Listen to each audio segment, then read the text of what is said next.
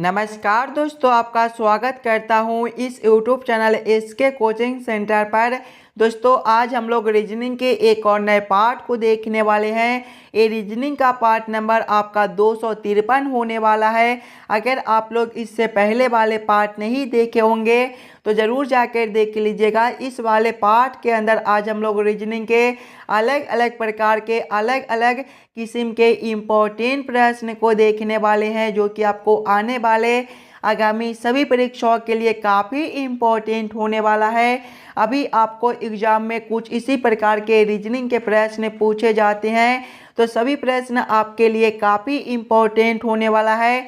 तो सभी प्रश्न को पहले आप लोग खुद से ज़रूर सॉल्व करने की कोशिश कीजिएगा और आप लोग हमारे साथ अंत तक ज़रूर बने रहिएगा। और जितने बच्चे इस वाले YouTube चैनल पर नए हो, चैनल को सब्सक्राइब जरूर कर लीजिएगा, ताकि आपको आने वाले आगामी सभी वीडियो मिलता रहे। सभी प्रश्न को हम लोग एकदम शॉर्ट ट्रिक के साथ भी सॉल्व करेंगे। तो चलिए हम लोग 1 नंबर क्वेश्चन की ओर चलते हैं। दोस्तों, ये रहा क्वेश्चन नंबर 1। क्वेश्चन नंबर 1 आपको कह रहा है, नीचे दिए गए प्रश्न में संबंधित शब्द को चुनिए। संबंधित शब्द चुनने के लिए बोला जा रहा है। प्रश्न आपको कह रहा है, जिस प्रकार से प्रार्थना का संबंध मंदिर के साथ है, उसी प्रकार से आप लोगों से पूछा जा रहा है, ये दोनों क्वेश्चन मार्क पे कौन से शब्द भरे जाएंगे। जब भी आपको इस प्रकार के रीजनिंग के प्रश्न देखने को मिले तो सबसे पहले आप लोग यहाँ पर ये समझने की कोशिश कीजिएगा, प्रार्थना से आपका मंदिर किस प्रकार से लिखा हुआ है, प्रार्थना से मंदिर किस प्रकार से संबंधित है। उसी प्रकार से आप लोग सोचिएगा, ये दोनों क्वेश्चन मार्क पे कौन से शब्द भरे जाएंगे।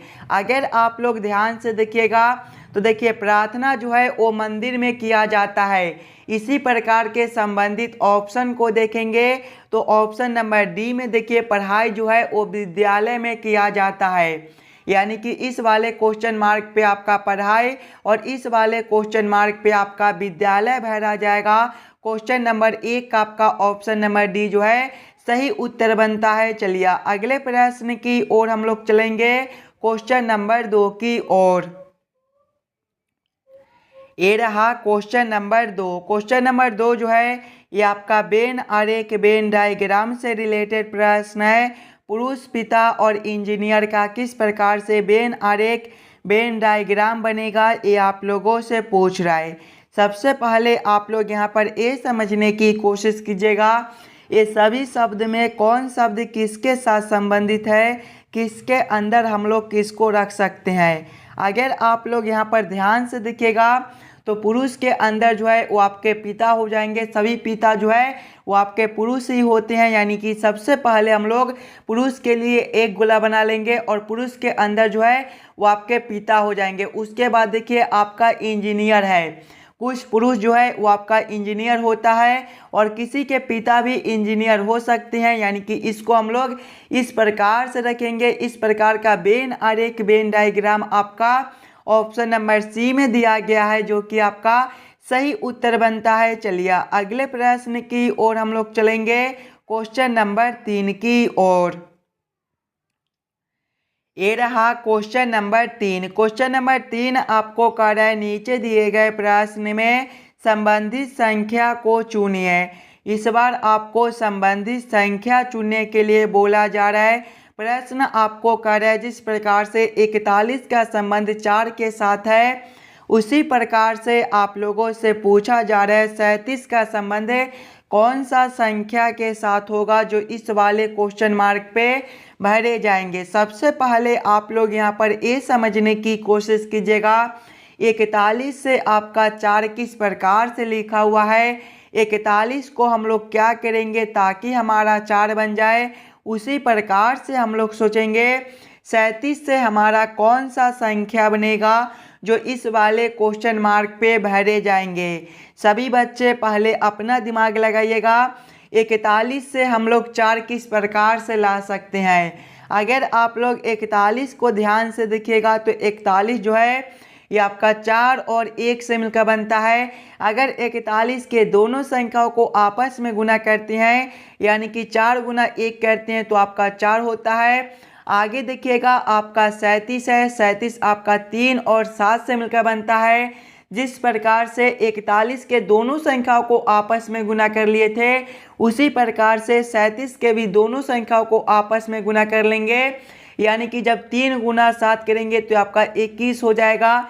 21 आपका ऑप्शन नंबर बी में दिया गया है, जो कि आपका सही उत्तर बनता है। इस वाले क्वेश्चन मार्क पे आपका 21 भरा जाएगा। क्लियर है।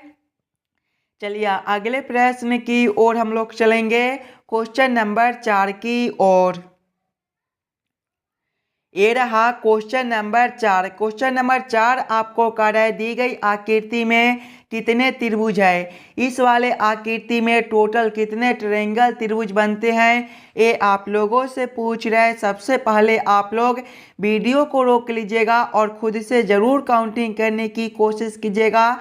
इस वाले आकृति में टोटल कितने त्रिभुज ट्रायंगल बनते हैं, ध्यान से देखिएगा। सबसे पहले आकृति को तो यहाँ पर देखिए आपके कुछ इस प्रकार से बीच में आकृति दिया गया है।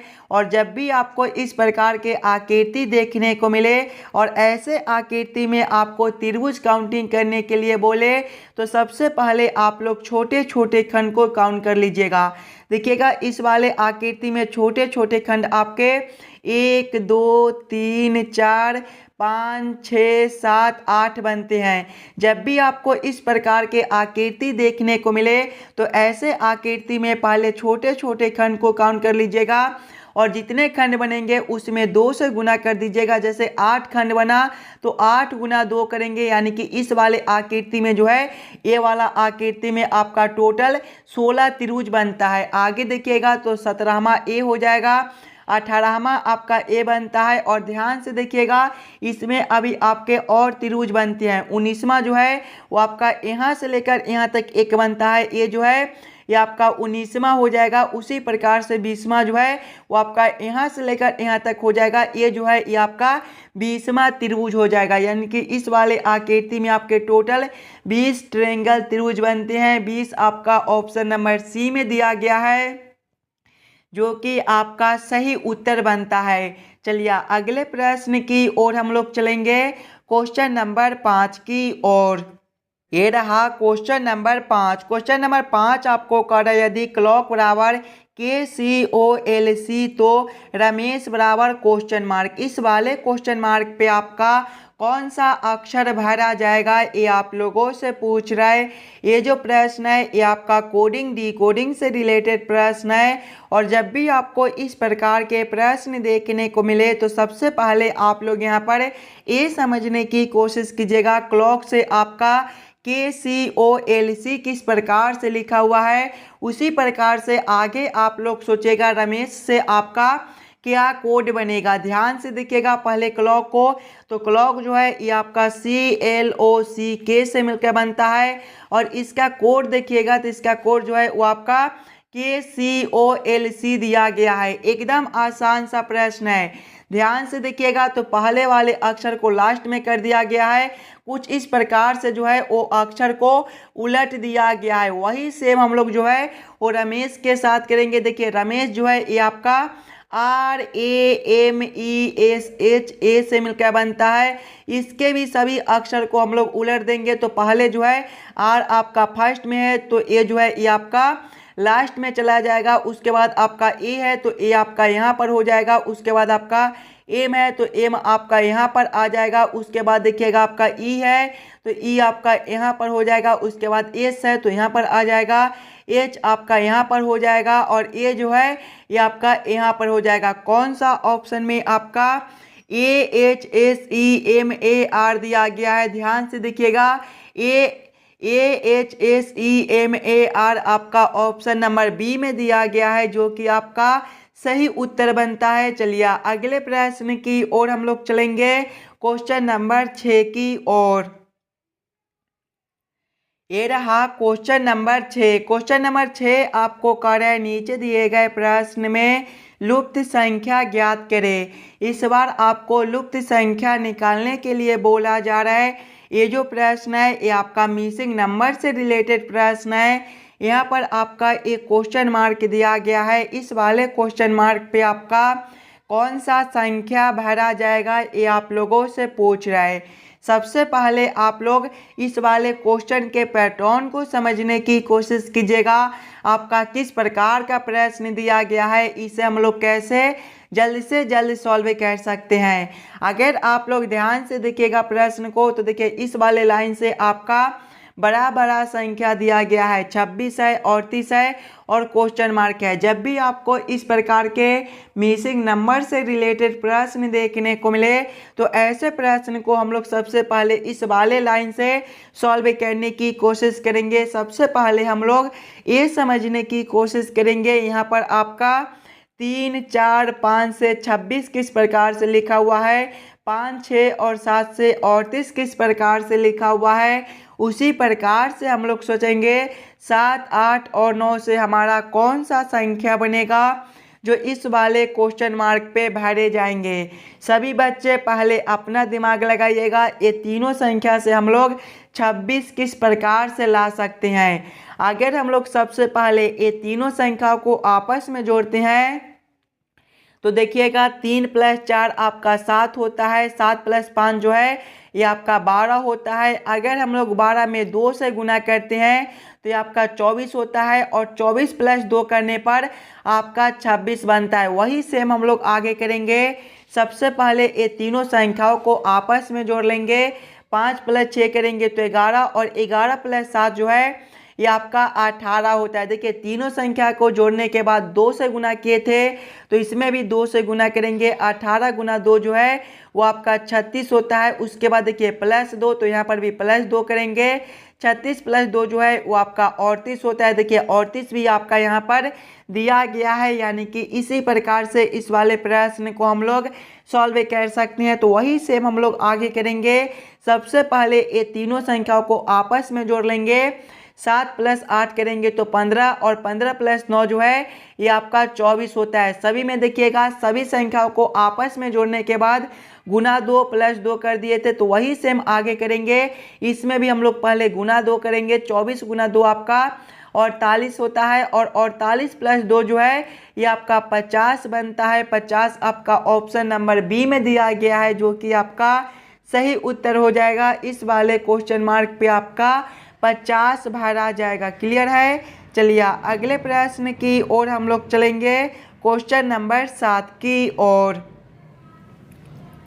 ये रहा क्वेश्चन नंबर 7। क्वेश्चन नंबर 7 आपको कह रहा है, नीचे दिए गए प्रश्न में विषम संख्या को पहचान करें।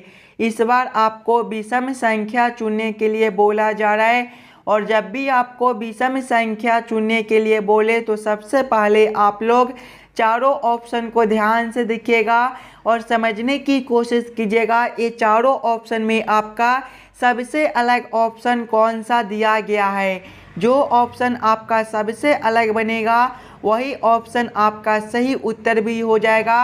अगर आप लोग चारों ऑप्शन को ध्यान से देखिएगा तो ऑप्शन नंबर ए में देखिए 343 है, ऑप्शन बी में 2401 है, ऑप्शन सी में 149 है और ऑप्शन डी में आपका 49 है। ध्यान से देखिएगा तो 343 आपका क्या होता है, 7 के पावर 3 होता है। ऑप्शन बी में देखिए 2401 है, 2401 आपका क्या होता है, 7 के पावर 4 होता है।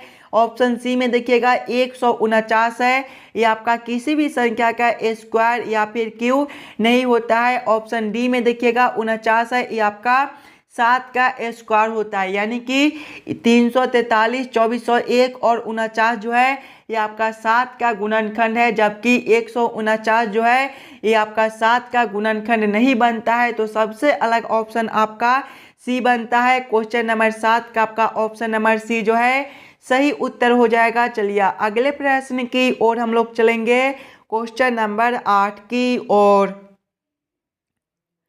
ये रहा क्वेश्चन नंबर 8। क्वेश्चन नंबर 8 आपको कह रहा है, नीचे दिए गए प्रश्न आकृति का सही दर्पण छवि चुनिए। यहाँ पर आपका एक प्रश्न आकृति दिया हुआ है।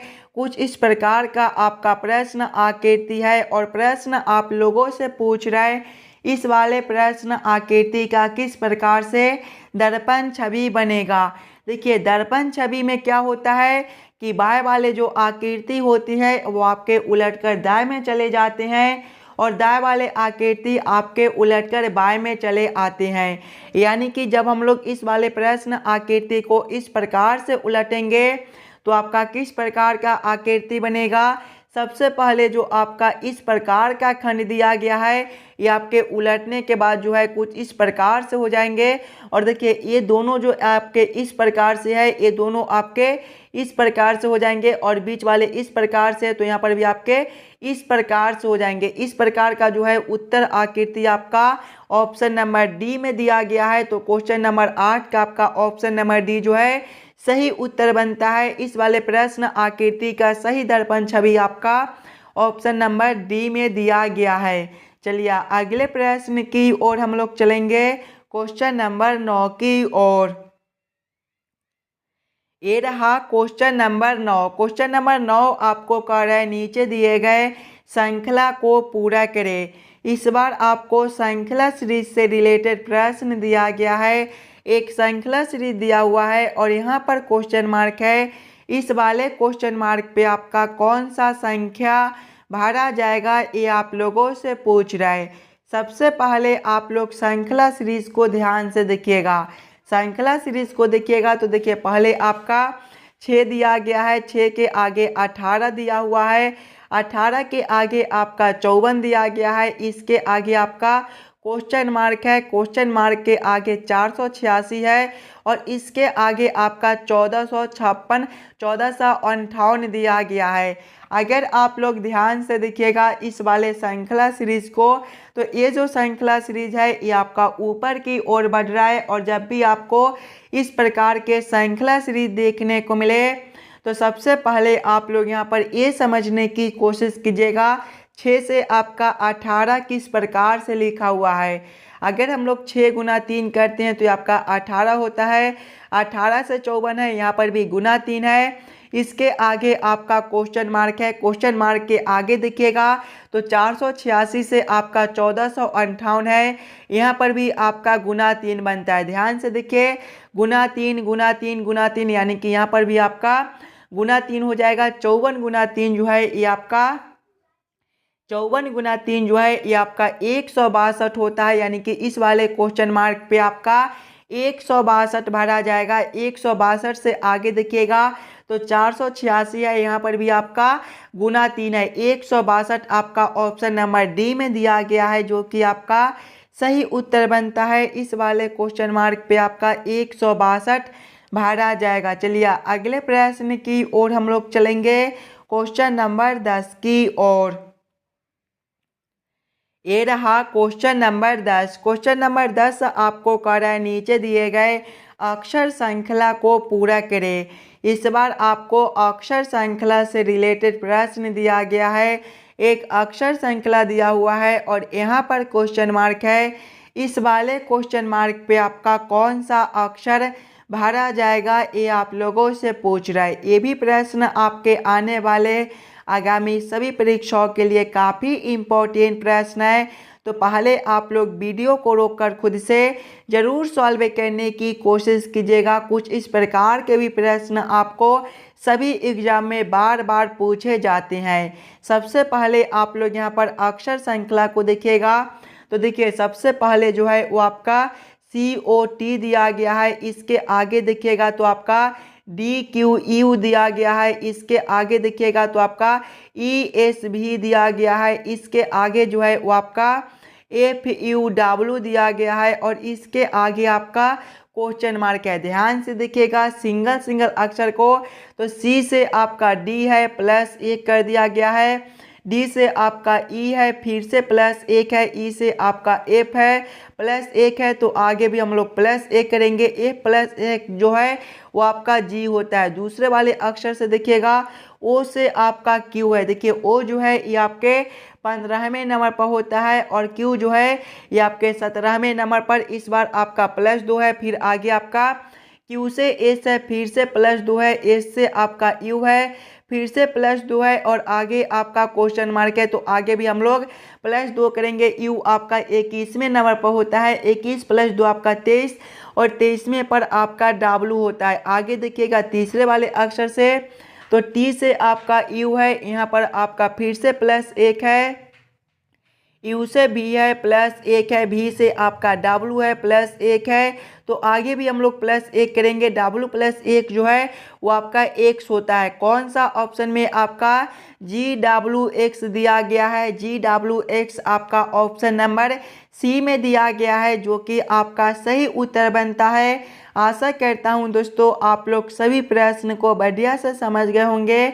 अगर आपको किसी भी प्रश्न में कहीं पर भी कोई दिक्कत हो तो हमें ज़रूर कमेंट करके बताइएगा। और जितने बच्चे इस वाले यूट्यूब चैनल पर नए हो, चैनल को सब्सक्राइब और वीडियो को लाइक जरूर करके जाइएगा। चलिए हम लोग मिलते हैं आपसे अगले वीडियो में। धन्यवाद।